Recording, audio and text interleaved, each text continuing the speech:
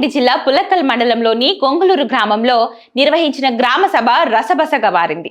గ్రామంలో చేపడుతున్న అభివృద్ధి సంక్షేమ పనులపై పర్యవేక్షణ లేక ఇటు పాలకవర్గం అటు అధికారులు గాలికి వదిలేశారంటూ నిలదీశారు. పనులను దక్కించుకున్న సదరు కాంట్రాక్టర్లు తమ ఇష్టారీతిగా నాణ్యత లేకుండా పనులు చేపడుతూ ప్రజాధనాన్ని దుర్వినియోగం చేస్తున్నారంటూ గ్రామ సభలో ఆగ్రహం వ్యక్తం చేశారు.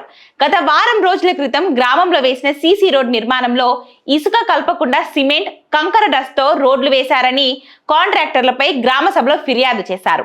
నాణ్యత లేని ఆ పనులను పరిశీలించి బిల్లులు ఆపాలని డిమాండ్ చేశారు.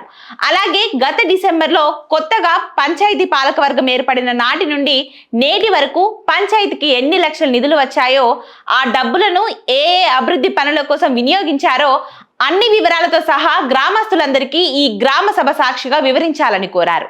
అలాగే పాత బకాయిలు, పెండింగ్ బిల్లులు ఎన్ని లక్షలు ఉన్నాయో వాటి వివరాలు కూడా అందరికీ తెలియజేయాలని పల్లెకిష్టయ్య డిమాండ్ చేశారు.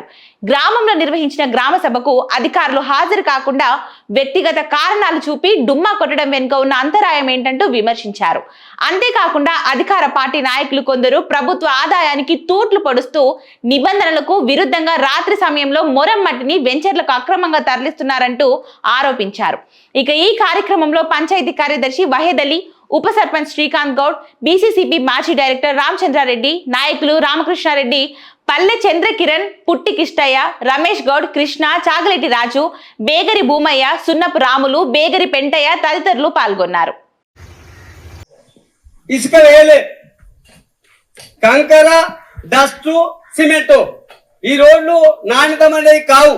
నేను ఏఈ గారికి ఫోన్ చేసిన, అయ్యా మా గ్రామంలో సీసీ రోడ్లు శాంక్షన్ అయినట్టున్నాయి, మరి ఎట్లా మీ పద్ధతి ఏమది, మీ రూల్స్ ఏమిటి, ఒకసారి వచ్చి ఊళ్ళో చూసిరా అంటే 10 సార్లు వచ్చినాను.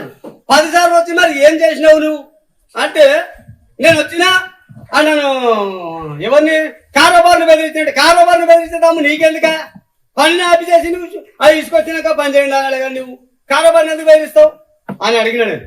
అంటే సరే నేను వస్తాను, ఇప్పుడు చేసినా ఏమైనా వస్తున్నావా, మరి అందరు అధికారులు ఉండాలి కదా అంటే నేను దవాఖానకు వస్తున్నాడే అంటున్నాను.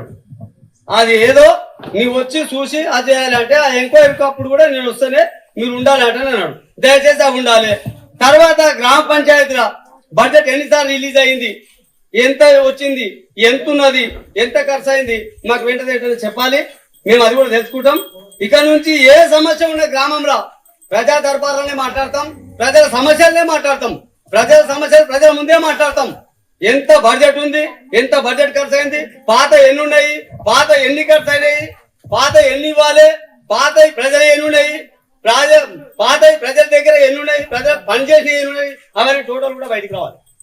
మేము అదే చెప్తున్నాం. ఎందుకంటే ఇప్పుడు పాత చాలా మందికి బిల్లు లేవలేవు, పంచాయతీ సర్పంచ్ పనిచేసినవి లేవలేవు, అది కరెక్టే. పాత ఉన్నాయి డబ్బులు కూడా మనకు కావాలి, అది కూడా అడుగుతాం.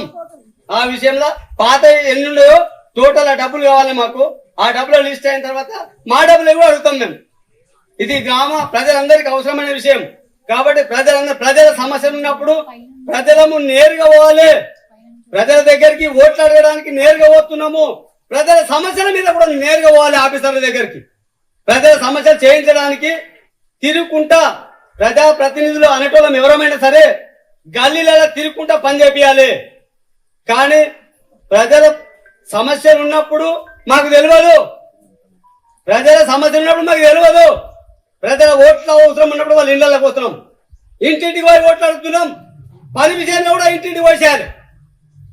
ఇది ఖచ్చితంగా. ఎక్కడ నీళ్లు లేవు, ఎక్కడ మోరీలు లేవు, ఎక్కడ రోడ్డు బాగాలేవు, ఎక్కడ నాణ్యతమైన రోడ్లు అవుతున్నాయి, ఎక్కడ నాణ్యత లోపిస్తుంది, ఇది తెలుసుకోవాలన్న బాధ్యత మనందరి మీద ఉంది, గ్రామ పెద్దల మీద ఉంది, ఇప్పుడు గెలిచిన ప్రజాప్రతినిధుల మీద ఉంది. కాబట్టి ప్రజాప్రతినిధులు అందరూ ఒక సర్పంచ్ గారు ఒంటెందు పోకపోతే ఉప సర్పంచ్ చూడాలి, ఉప సర్పంచ్ పోతే మెంబర్ కూడా చూడాలి. ఏ ఒక్క మెంబర్ అయినా చూసిరా? నేను 3 రోజులు ఉన్నాయా రోడ్ వేసేటప్పుడు, 3 రోజుల దాకా కూడా ఒక ట్రాక్టర్ ఉసుకేసి నా ప్లాట్ మీద పోసిర్రు. ఆ ఉసుకు ఎట్లాగా ఉంచి అది అయిపోయినాక ఎత్తుకపోయారు. కానీ డస్ట్, కంకర, సిమెంట్ కలిపి అయితే వేసిర్రు.